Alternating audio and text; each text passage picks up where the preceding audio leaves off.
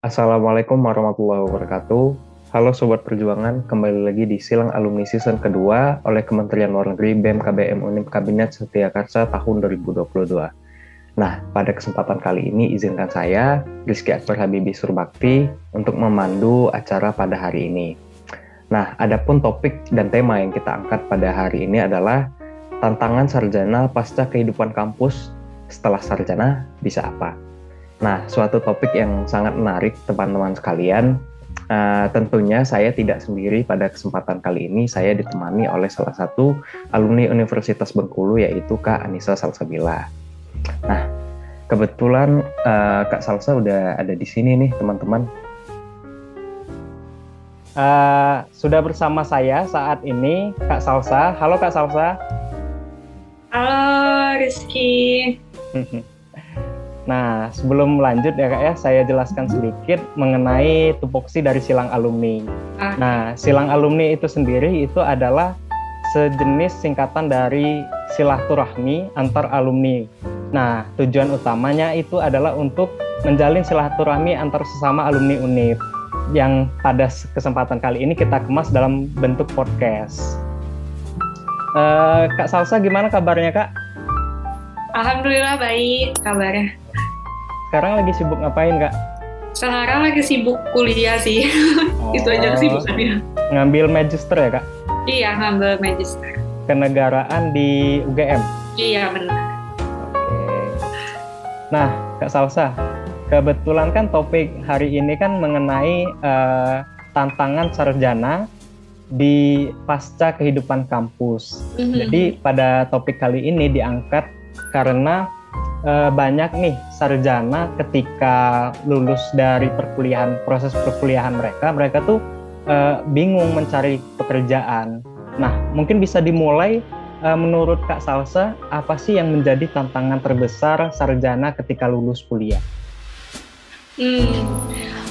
Menurutku dari segi ini ya sih, dari segi keilmuan ya, menurutku ya itu tantangan terbesar. Karena aku dulu, aku hari ini sidang misalnya, terus besoknya itu apply pekerjaan, besoknya lagi interview. Jadi benar-benar dari habis sidang banget, kayak misalnya hari Senin sidang, Selasa ngasih berkas, Rabu interview gitu. Dan pas pertama kali aku kerja, itu tantangannya dari segi keilmuan sih, karena ternyata menurutku kayak apa yang kita pelajarin di kelas tuh nggak terlalu praktikal gitu, jadi nggak bisa langsung diterapin saat dunia kerja. Apalagi aku kerjanya dulu di NGO kan, lembaga swadaya masyarakat yang semuanya tuh praktis, turun ke lapangan, dan bicaranya tuh bukan bicara teori sih, tapi bicara tentang hal-hal yang teknis yang jarang banget aku dan anak-anak hukum dapetin di kelas sih, karena di kelas kan mayoritas pasti teori,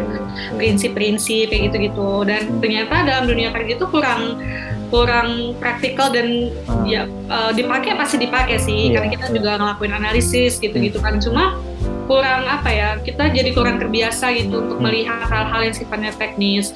Walaupun aku anak hukum, tapi aku kerja di situ tuh juga kayak belajar lagi gitu, bukan berarti anak beradaptasi hukum. Ya Kak ya? Iya, beradaptasi. Jadi bukan berarti yang kayak udah tahu semua gitu, karena aku tuh jadinya belajar tentang alur. Misalnya kalau mau ngajuin izin kehutanan tuh kayak gimana sih, belajar kayak gitu, bukan teori tentang hutan gitu-gitu, bukan sih. Jadi menurut aku salah satu tantangan terbesarnya adalah soal keilmuan, dan makanya magang tuh menjadi hal yang penting banget diambil untuk anak-anak S1 ya, karena disitulah akhirnya kita mengenal dunia kerja dan mengenal bahwa ternyata mengimplementasikan ilmu di praktik tuh kayak gimana sih gitu. Nah, waktu itu aku sayangnya kurang memanfaatkan momen magang itu ya. Jadi karena aku kurang memanfaatkan itu, aku nggak dapat experience-nya waktu S1. Jadi aku kurang dapat gambaran. Tapi tiba-tiba langsung ke dunia kerja kok baru-baru itu dapat gambaran. Tapi harusnya magang itu jadi sesuatu yang harus dimanfaatkan sih gitu. Jadi pilihlah, kalau mau magang, pilihlah instansi yang atau tempat yang rasanya kayak ini nanti pekerjaan aku kayaknya akan kayak gini deh gitu. Jadi pas masuk dunia kerja nggak kaget gitu sih. Berarti kesulitan kakak waktu berada di dunia pekerjaan itu adalah kemampuan dalam beradaptasi ya Kak ya. Maksudnya apa yang kita pelajari di dunia perkuliahan itu kadangkala memang ada banyak yang bisa kita implementasikan, tapi karena kurang pengalaman kita harus lebih beradaptasi ya Kak ya. Benar banget. Apalagi kalau di dunia kerja itu kan pasti kalau hukum ya. Misalnya kalau hukum itu kan selalu diminta legal opinion, pendapat hukum kayak gitu. Kalau misalnya waktu selama kuliah jarang buat legal opinion atau gitu juga pasti akan kesulitan sih. Mungkin aku terbantu karena ya sering beberapa kali ikut lomba gitu. Jadi mungkin beberapa kali melakukan itu gitu. Tapi kalau misalnya memang nggak aktif di situ, pasti akan cukup kesulitan juga sih. Jadi makanya dari segi keilmuan tuh mana lagi pula yang lucunya kalau kita baru masuk kerja, terus kita fresh graduate, terus kita hukum atau di bidangnya, terus semua orang tuh nganggap kita tuh tahu semua tentang hukum gitu misalnya. Kita sarjana hukum, terus orang tuh nganggapnya kita nih tahu semua tentang hukum. Nah, padahal enggak. Kalau Rizky jurusan apa?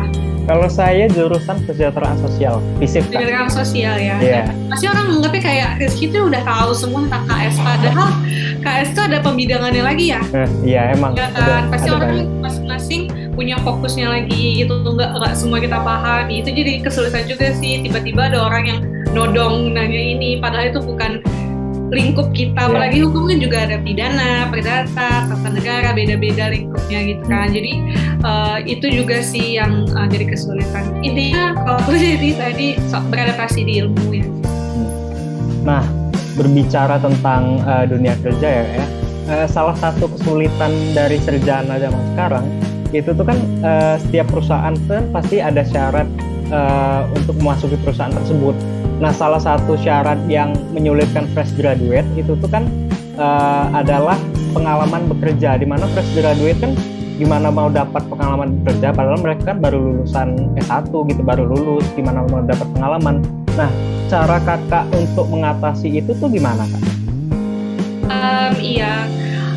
Makanya kalau misalnya kita baru fresh graduate, kalau mau udah ada target tertentu dan udah tahu kualifikasinya, mungkin bisa diisi dengan magang-magang dulu ya gitu. Jadi walaupun belum ada pengalaman kerja yang dalam arti kerja banget sebagai staff gitu, tapi setidaknya udah ada pengalaman magang, dan itu saat interview seharusnya bisa kita ceritakan bahwa itu pengalamannya kurang lebih akan sama gitu dengan yang bekerja. Nah terus selain memperbanyak di magang, aku juga untuk beberapa lowongan pekerjaan kayak gitu aku coba daftar aja dulu gitu. Jadi maksudnya nggak langsung aku blacklist misalnya dia minta pengalaman kerja 2 tahun gitu, tapi kalau aku rasa kayaknya ini masih bisa deh, nggak aku langsung blacklist, tapi langsung coba aja dulu. Kalau misalnya emang dia strict banget syaratnya, pasti dia tolak gitu di awal kan. Cuma kalau agak-agak longgar kan pasti masih dia terima dan dia masih mau mendengarkan kita saat interview misalnya. Nah itulah kan saatnya kita untuk beraksi kan di interview gitu. Jadi maksudnya ada beberapa instansi yang mungkin dia strict banget syaratnya, tapi ada yang enggak gitu. Nah, kita kan nggak tahu tuh mana yang iya dan mana yang enggak gitu. Jadi saran aku tetap di-apply aja untuk lihat apakah dia se-strict itu persyaratannya.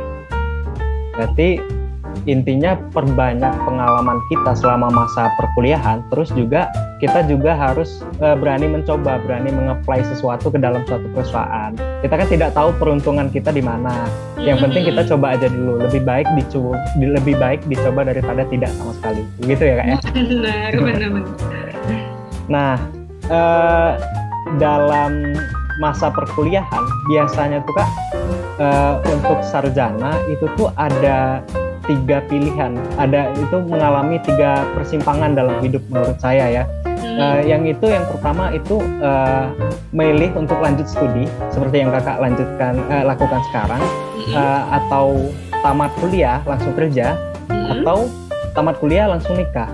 Nah, menurut kakak apa yang jadi prioritas dari persimpangan hidup itu? Oke. Kalau menurut aku, setiap orang pasti punya goals-nya masing-masing, sehingga setiap orang punya preferensi masing-masing, jadi nggak bisa kita pukul rata.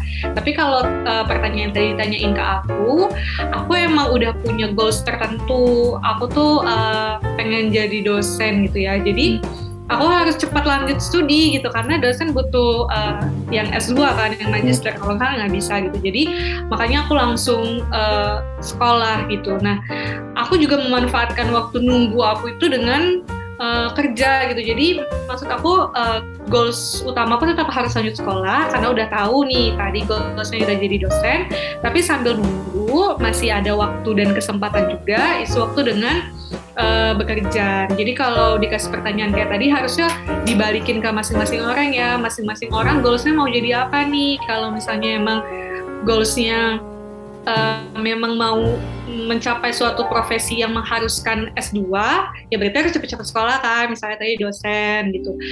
Atau mau apa ya, mau kerja dulu misalnya sambil mau membantu keluarga juga, kan boleh banget, mulia banget gitu. Sesuai preferensi masing-masing orang sih, yang penting jangan belum dapat kerja nih, ya deh S2 aja dulu lah, itu takutnya jadi nanti stres sendiri gitu gara-gara karena aku tuh bayangannya S2 tuh akan santai ya, maksudnya bayangan aku akan ya kuliah nggak setiap hari juga, tahunya aku kuliah juga tiap hari, tugas banyak gitu, jadi mirip-mirip S1 lah gitu. Jadi kalau misalnya nggak niat banget tuh kayaknya jadi agak kesulitan mungkin gitu. Jadi dibalikin ke goals masing-masing aja sih, karena setiap orang kan punya tujuan yang beda-beda. Nah, Kakak kemarin kan udah cicip dunia pekerjaan gitu kan Kak. Selama di dunia pekerjaan itu apakah Kakak pernah mengalami stres atau tekanan dari atasan atau sebagai macamnya? Pernah banget. Stres yang mungkin aku ceritakan ya, bukan tekanan dari atasan, karena siapa tahu nonton nanti kan. Stresnya sangat mungkin ya, apalagi di awal-awal. Aku tuh waktu kuliah konsentrasinya tuh berbeda dengan konsentrasi saat kerja.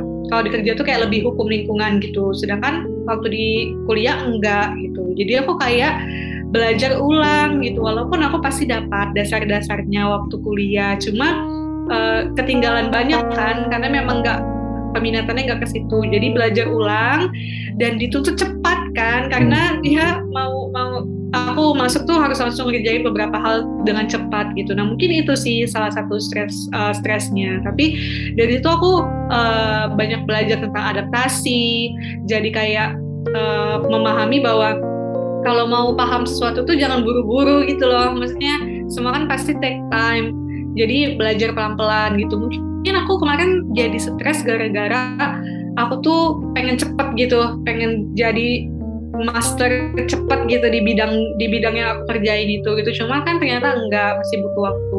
Mungkin stresnya di situ sih di awal-awal. Cuma pas udah beberapa bulan, udah mengerti budaya kantornya, udah mengerti isunya, itu stresnya jadi berkurang sih. Karena kan udah mulai tahu ya ritmenya kayak gimana. Iya. Nah, kalau misalnya udah stres tuh Kak, biasanya kan kita kan cenderung untuk pilihan kita lanjut kerja atau pilih resign gitu kan, karena emang stres tekanan tuh banyak. Yang pertama itu dari circle di kantor itu sendiri bisa membuat kita tertekan. Kalau misalnya circle-nya toxic, otomatis kita tuh ngerasa jadi nggak nyaman gitu, pengen resign aja. Atau bisa jadi juga kayak circle-nya aman, terus tapi yang jadi masalah tuh kadang kita stagnan dalam karir sehingga kita ngerasa tidak ada perkembangan gitu kan. Nah,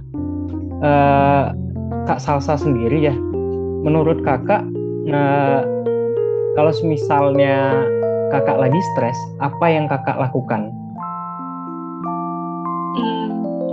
Kalau aku mungkin kalau lagi stres adalah dengan me time dulu kali ya. Maksudnya melepaskan apa yang ada di kepala dulu sih. Jadi kayak banyak istirahat, terus melakukan hal-hal yang kita suka, terus cerita juga sama orang yang kita percaya. Karena kalau lagi stres kan ibaratnya kayak gelas, kita tuh airnya lagi penuh gitu kan ya. Jadi coba tumpahin dulu airnya ke gelas yang lain gitu. Gelas yang lainnya siapa? Yaitu ya orang-orang yang kita percaya lah gitu. Mungkin itu sih aku kalau lagi stres, tapi stres boleh tapi jangan lama-lama ya. Kalau lama-lama nanti kerjaannya jadi banyak terbengkalai gitu. Jadi mungkin bisa ambil 1 hari untuk me time, sekedar istirahat dan cerita ke orang. Mungkin kalau kerja lagi stres banget mungkin bisa ambil cuti kali ya.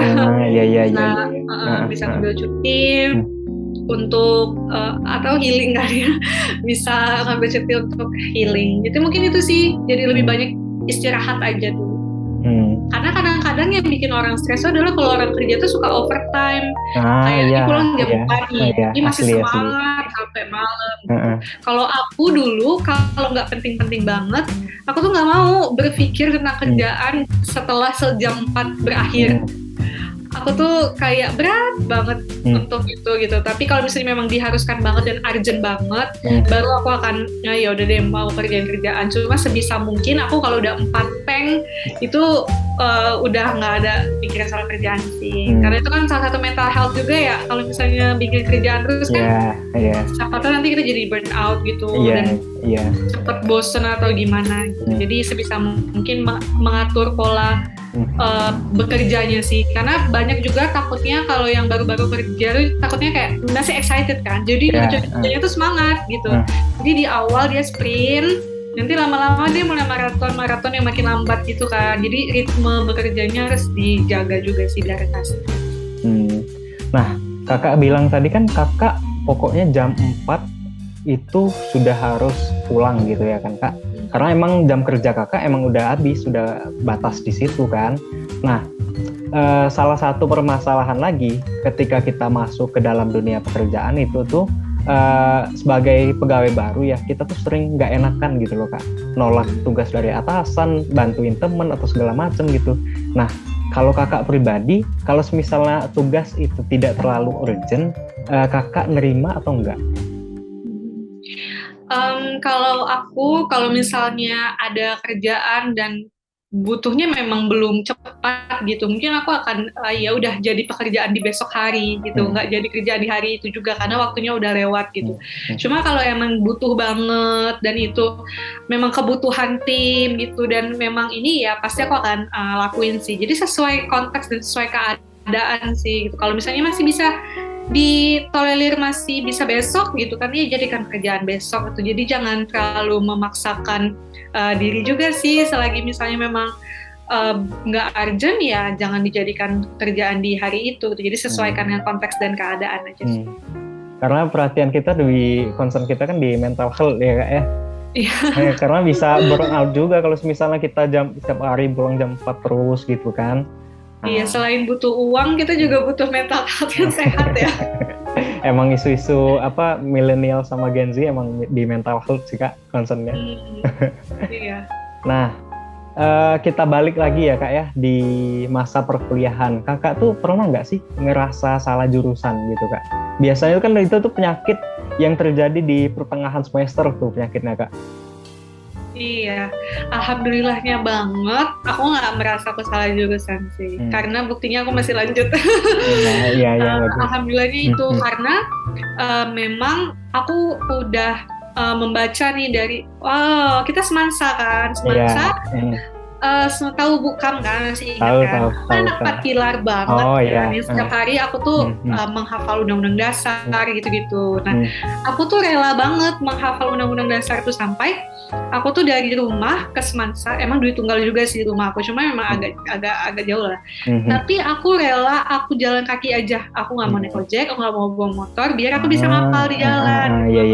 Dasarnya gitu. Nah, terus aku dari situ mulai berpikir kan kayak kok aku niat banget sih ngapalnya gitu, tap MPR segala macam, kok aku niat banget pada saat itu ya, pas itu kok niat banget. Jadi lama-lama tahu ternyata aku ini supaya PPKN gitu. Nah akhirnya karena tahu ya setiap pelajaran PKN senang dan nilainya alhamdulillah bagus juga kalau PKN ya, yang lain enggak kan. Ya, jadi tahu ternyata sukanya PKN gitu. Jadi akhirnya pas kuliah ngambilnya ilmu hukum dan alhamdulillah memang benar suka gitu, dan alhamdulillah nggak ngerasain salah jurusan sih. Tapi menurutku memang penting banget untuk orang-orang yang mau kuliah nih untuk cari tahu jurusan yang apa yang dia banget. Karena kalau misalnya ngerasa salah jurusan tuh pasti terbeban banget ya. Iya betul. Tugas segala macam pasti terbeban banget. Dan kalau misalnya kita seneng sama jurusannya, kadang-kadang kita belajar tuh nggak sekedar pengen dapat nilai gitu loh, tapi kayak ya pengen ilmunya aja gitu. Soal nilainya ya ya penting juga, cuma nggak melulu gitu pengen nilai yang A gitu, enggak sih, yang penting ilmunya kita serap sih gitu. Kalau Rizky emang merasa salah jurusan? Enggak kan? Kemarin waktu di awal-awal mungkin masuk semester 3. Di semester 3 tuh udah mulai ngerasa, semester 3, semester 4 lah. Tapi waktu di semester 5 itu udah mulai tahu kemana aja. Oh, ternyata cakupan dari pekerja sosial itu nggak cuma ini loh. Kita juga bisa masuk di industri, bisa masuk kemana aja gitu kan. Masuk ke klinik pun kita juga bisa gitu. Nah, menurut kakak sendiri nih ya, kalau misalnya ada orang ngerasa dirinya salah jurusan gitu, menurut kakak, dan salah jurusannya itu bukan di semester awal. Kalau di semester awal mah enak, tinggal keluar aja ganti jurusan gitu kan. Tapi kalau misalnya dia udah masuk katakanlah semester 6 ataupun 7 baru ngerasa salah jurusan, dan itu kan tanggung ya. Menurut kakak mending dilanjut atau keluar aja gitu? Kalau udah sampai semester 6, semester 7 tuh udah tinggal dikit lagi garis minus gitu ya. Sayang banget udah bayar UKT dari semester 1 sampai sekarang. Jadi kalau menurut aku, walaupun ngerasa salah jurusan, tapi semesternya udah semester agak tua ya bisa dibilang, itu tetap lanjutin aja sih. Karena ingat UKT lu dibayar berapa, kos selama ini berapa, beli buku-buku ini berapa gitu. Mungkin mungkin yang orang tuanya yang support. Jadi ingat itu sih, sayang itunya. Tapi kalau misalnya memang masih semester awal dan masih memungkinkan untuk mengulang gitu ya, aku saranin untuk kemudian cari jurusan yang kita banget sih gitu. Cuma kalau misalnya memang udah semester atas, rasanya sayang ya gitu, karena dikit lagi udah sampai garis finish, mungkin tinggal lari agak kenceng dikit ya. Nggak jauh lagi jaraknya kan. Nah, itu tuh kan biasanya ya kak ya, orang yang salah jurusan itu karena emang sewaktu SMA mereka tuh minim literasi tentang apa sih yang pengen aku capai gitu kan, atau karena emang kurang sosialisasi aja sih kalau menurut aku. Nah, berbicara tentang peminatan nih kak ya. Nah, menurut kakak kalau kerja itu mending sesuai passion atau mending sesuai tamatan kita waktu S1 dulu? Nah, ini mau aku sampaikan ke seluruh yang nonton. Iya, bagus. Pilihlah pekerjaan yang sesuai dengan passion. Jangan banget sekali-sekali mencoba peruntungan untuk bekerja di tempat yang kalian nggak passion banget sebenarnya. Karena nanti bangun tidur tuh jadi kayak kerja lagi. Semua yang kita kerjain tuh jadi ngedumel dalam hati gitu. Padahal kerja tuh intens banget, benar-benar setiap hari dari pagi sampai sore. Ini kalau kuliah kan cuma satu hari ya cuma ada 2 kelas, 1 kelas gitu kan, nggak banyak gitu kan. Tapi kalau kerja kan dari pagi sampai sore, itu jangan sekali-sekali mencoba hal itu sih. Jadi pilihlah pekerjaan yang sesuai dengan passion kalian. Jadi ngerjainnya tuh walaupun kerjaannya banyak, tapi cuma yang nggak ngedumel banget gitu loh, karena masih senang ngerjainnya. Tapi kalau misalnya nggak passion, pasti nggak nyaman sih. Banyak ngedumelnya gitu. Walaupun udah dapat gaji, tapi tetap aja masih merasa kurang gitu. Padahal gajinya udah lumayan gitu kan. Jadi jangan sampai sih, karena nanti kita sendiri yang capek pagi-pagi kerja lagi, ketemu dia lagi, kerja lagi gitu. Kalau kayak gitu tuh menurut aku langsung pikirkan untuk resign sih kalau udah merasa. Nah, Kak, masih di konteks perkuliahan ya kak ya, saya tuh semakin lama di kampus, saya tuh semakin memahami kenapa ada orang yang lama lulusnya gitu. Bukan karena mereka banyak yang ngulang ataupun karena mereka malas-malasan semasa kuliah.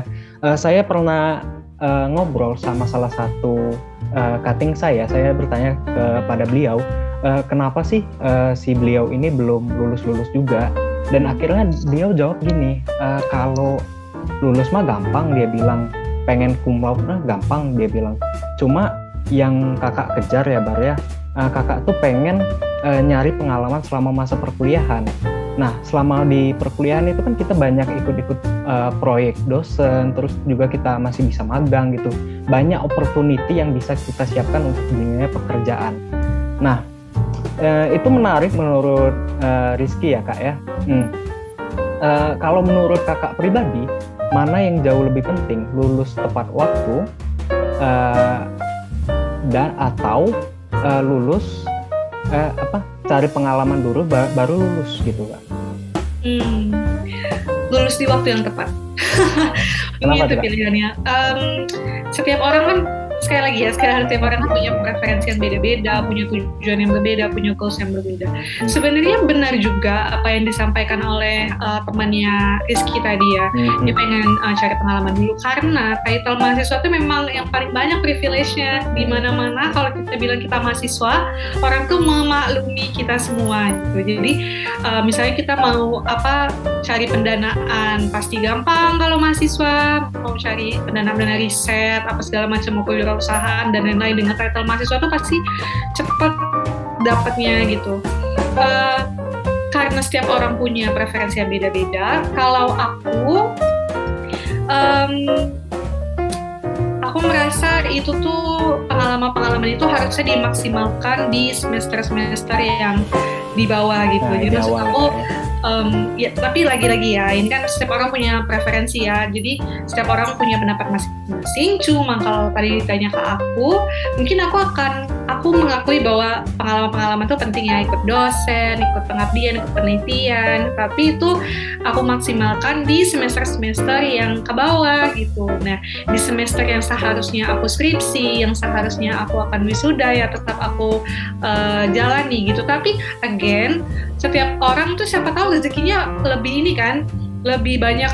Malahan dia semenjak dia semester 8 makin banyak dosen yang meminta tolong penelitian, yang nggak apa-apa gitu. Justru ini juga kan, justru bagus juga kan untuk dia lagi. Kalau misalnya dia nanti lulus udah wisuda, ya belum tentu kita dapat dikasih rezeki cepat juga kan dan pekerjaan. Jadi lebih baik mengabdi dulu ke dosen di penelitian dan pengabdian tuh nggak apa-apa.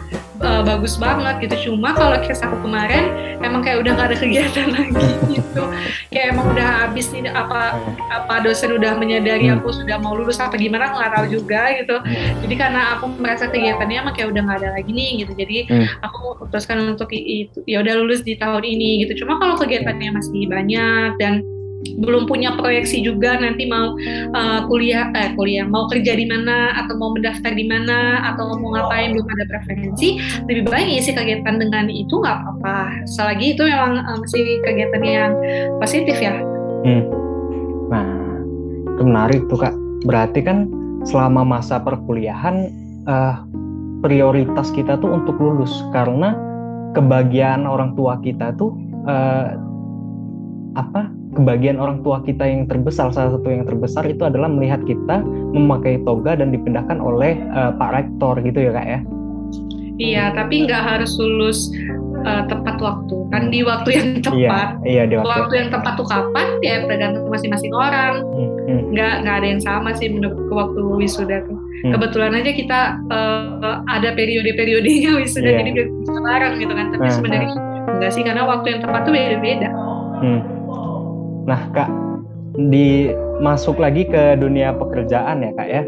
Nah sekarang kan mobilitas teknologi itu kan sudah sangat tinggi ya Kak ya. Nah banyak sekali pekerjaan itu yang mulai digantikan oleh robot. Nah menurut Kakak, apa sih tantangan para sarjana di era digital? Terus apa saja yang harus disiapkan? Kalau di era digital ini yang pasti kita harus update ya, seminimal-minimalnya paham Microsoft Word, Excel, itu udah menjadi satu hal yang mutlak kali ya. Mungkin yang belum jago-jago banget Excel mungkin bisa dipelajari sebelum masuk dunia kerja. Selain itu menurutku ini berat ya, karena kita saingannya bukan manusia, tapi saingannya robot gitu.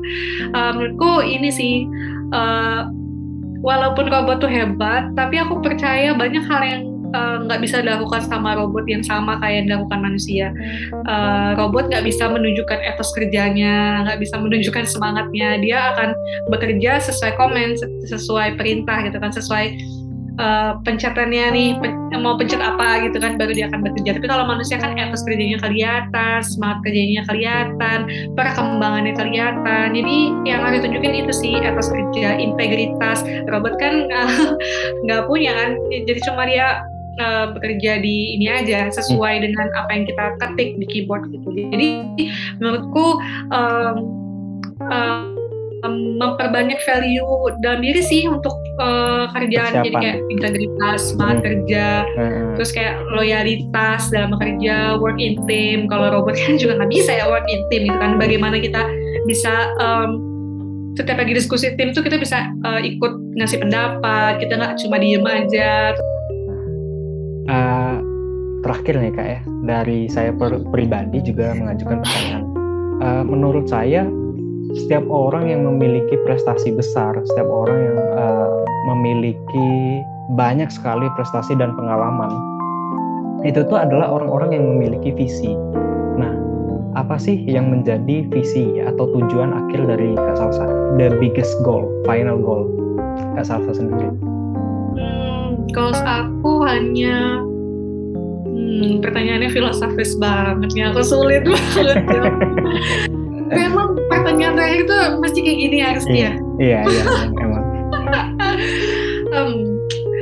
Goals terakhir aku sebenarnya pengen jadi manfaat untuk orang lain sih. Karena aku pengen cerita sih, karena aku kan sedang S2 dan cukup banyak tugas gitu ya, maksudnya kuliah setiap hari banyak tugas. Terus kadang teman-teman itu suka ya kayak resign skripsi lah, inilah itulah gitu. Nah kadang-kadang kita sebagai manusia itu kan pasti ada rasa kayak lah tugas aja belum gitu kan, kadang-kadang. Cuma kalau dipikir-pikir lagi, saya ini ngapain kuliah cari ilmu jauh-jauh ke sini kalau akhirnya tuh bukan mau membagi ilmu yang aku punya gitu. Kalau misalnya aku cuma nyimpan ilmunya sendiri, aku nggak bantu teman-teman. Jadi itu yang ngebuat aku kayak yaudah pokoknya untuk semua teman-teman yang kemudian butuh bantuan apapun, misalnya skripsinya lah, kamu ujian apa segala macam, hubungi aku gitu, hubungi aku gitu kan, karena aku merasa berdosa banget kalau misalnya ilmu yang aku cari sejauh ini tuh kemudian cuma untuk aku doang gitu, nggak ada manfaatnya buat orang lain gitu. Menurutku apapun yang dilakukan di hidup ini, kalau misalnya cuma kita doang yang ngerasain dan orang lain nggak ikut merasakan tuh kayak nggak ada artinya nggak sih? Menarik tuh Kak. Berarti kan emang selama kita hidup di dunia ini, kita tuh emang harus bisa bermanfaat untuk orang lain, terlepas dari siapapun kita gitu ya Kak. Iya benar. Ada kan orang yang bermanfaat versi orang tuh mungkin bisa beda-beda. Maksudnya kayak kalau misalnya dia banyak uang, mungkin dia bermanfaatnya akan dengan ya ngasih bantuan ke orang lain secara material gitu kan. Tapi ada juga orang yang sekolah, belajar ya, dia ngasih kontribusinya lewat ilmu yang dia punya gitu. Ada orang yang bagus desain, videografi, bagusnya dia bantu orang lain untuk buat video dan lain-lain. Jadi sebenarnya cara orang untuk bermanfaat tuh beda-beda kan. Tinggal kita yang milih ini mau bermanfaat dari segi mana nih. Oke. Nih, ini paling terakhir nih Kak ya. Nah, karena topik ini pertanyaan kita tadi. Enggak. Oh, enggak. Simple. Nah, pertanyaan terakhirnya kan ini kan karena temanya tentang habis sarjana mau ngapain gitu ya Kak. Nah, apa sih pesan Kakak untuk para sarjana yang lagi mengalami persimpangan dalam hidup, entah itu pengen cepat lulus ataupun pengen lanjut S2 atau apapun itu? Apa sih saran dan tips Kakak, pesan terakhir Kakak untuk para sarjana yang sedang menghadapi persimpangan dalam hidup?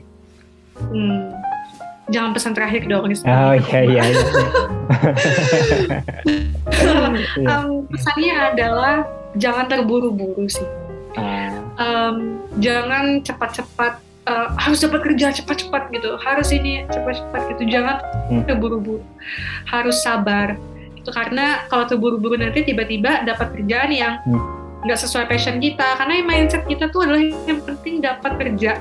Akhirnya dapat kerja yang nggak sesuai passion kita, atau yang penting S2, tiba-tiba S2-nya ada hal-hal yang nggak sesuai. Jadi menurutku jangan buru-buru sih, karena semua itu udah ada timeline-nya, udah ada waktunya gitu. Jadi karena semua udah ada timeline, semua udah ditetapkan, jadi sabar. Karena itu juga yang dosen aku itu nasihatin ke aku waktu aku curhat kayak, aku nih kerja nggak ya gitu. Waktu itu udah diterima, cuma aku kayak masih ragu, kerja nggak ya, aku nih mau S2 sebenarnya gitu. Terus dosen aku tuh bilang, salah satu hal yang harus aku tanemin jadi fresh graduate gitu ya, atau ya memang lulus, adalah dengan cara sabar, karena semua ada waktunya. Jadi jangan buru-buru. Kalau misalnya belum dapat, kalau misalnya belum belum tahu mau kemana, ya udah sabar aja dulu, tarik nafasnya, pikirkan lagi dengan matang-matang, jangan semuanya itu mau cepat gitu, karena nggak ada yang bisa semuanya cepat gitu. Jadi sabar, tunggu waktunya, semua ada waktu.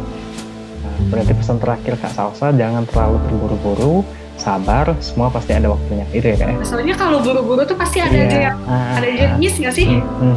Stres juga Kak, kalau misalnya kita hidup pengennya lari terus pandang gitu kan?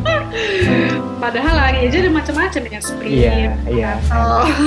Dalam lari aja kita tuh harus ada strategi, ngatur nafas gitu ya kan Kak? Udah siap nih Rizky jadi fresh graduate ya? Ada. Amin. Mudah-mudahan Kak.